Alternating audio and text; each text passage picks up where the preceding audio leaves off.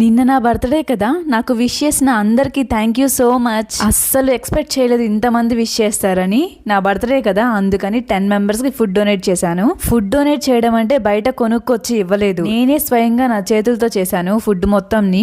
ఒక్కొక్కరికి మొత్తం 6 ఐటమ్స్ అయితే ఇచ్చాను. దొండకాయ fry, sambar, rice, fruit bowl, water bottle and మజ్జిగ ప్యాకెట్. అసలు ఒక్కొక్కరికి ఇస్తుంటే ఆ ఫీలింగ్ ఎంత బాగుంటుందో. అసలు సాంబార్ టేస్ట్ అయితే అద్దిరిపోయింది. చాలా అంటే చాలా బాగా కుదిరింది సాంబారు.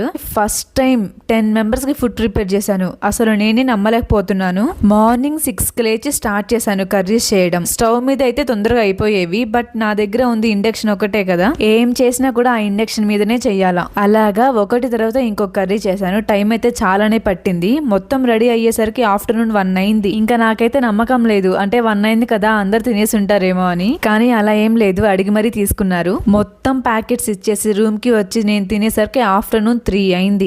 ఇలా జరిగింది నా బర్త్డే. మీరు మీ పుట్టినరోజును ఎలా జరుపుకుంటారు కామెంట్స్ లో చెప్పండి.